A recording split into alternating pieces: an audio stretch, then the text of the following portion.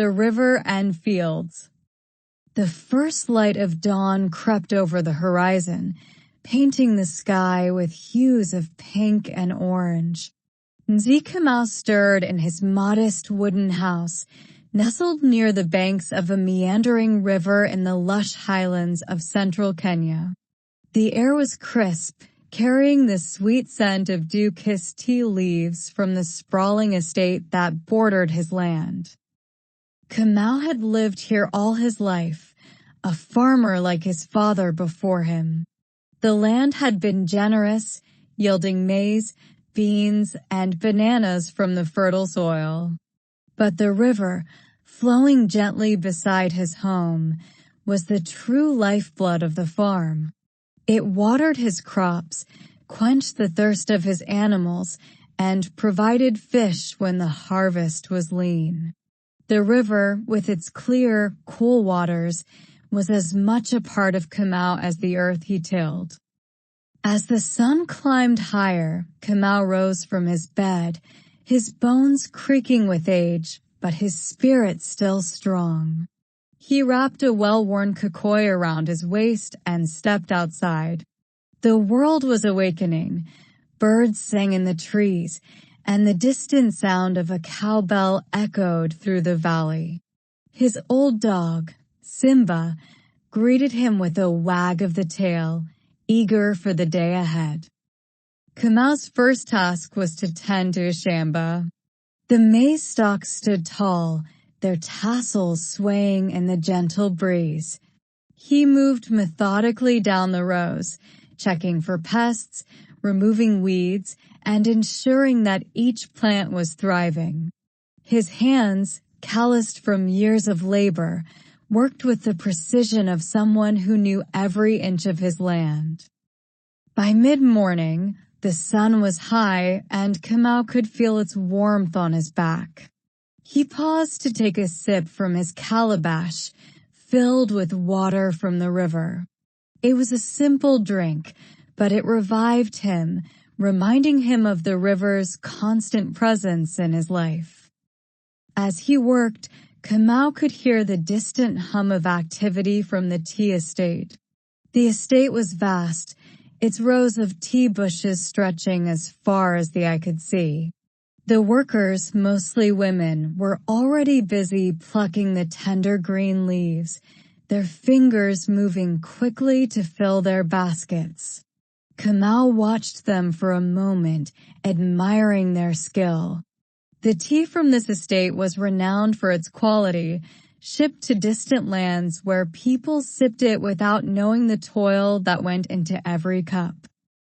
By noon, the sun was directly overhead, and Kamau retreated to the shade of a large mugumo tree. He sat on the ground, leaning against the rough bark, and pulled out a small bundle of food.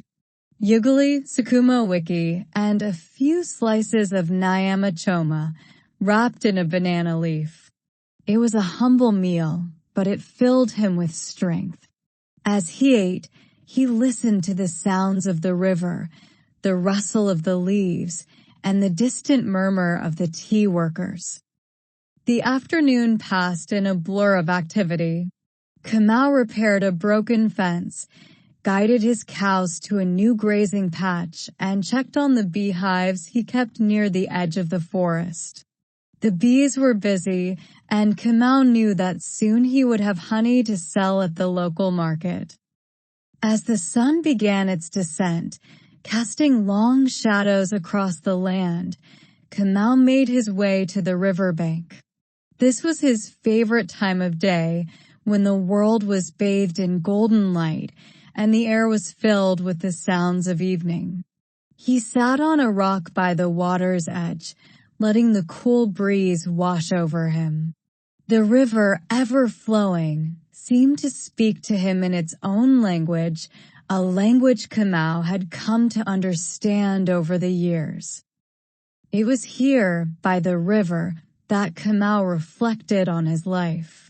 He thought of his wife, Wanjiru, who had passed away many years ago, leaving him with memories of laughter and love.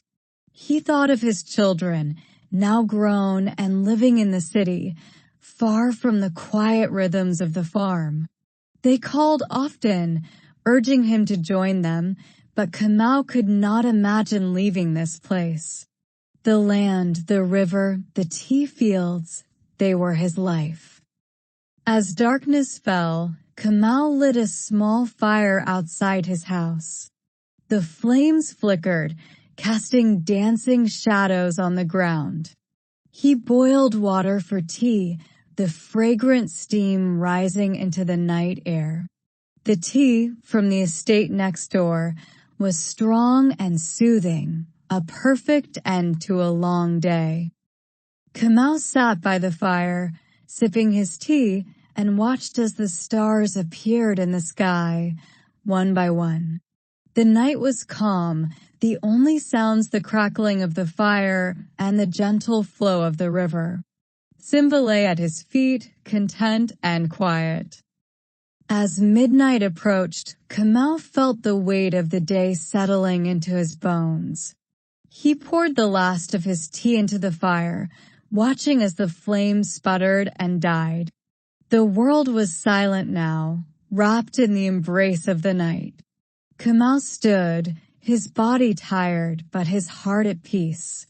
He looked up at the sky, a vast canvas of stars, and then down at the river, its surface shimmering in the moonlight. With a final glance at the land he loved, Kamau turned and walked slowly back to his house. The day had ended, but tomorrow the river would flow, the tea leaves would be plucked, and the farm would continue its quiet dance with the earth. And Kamau, with the dawn, would rise again, a farmer, a guardian of the land, bound to the river and the tea fields by a love that would endure as long as the waters flowed.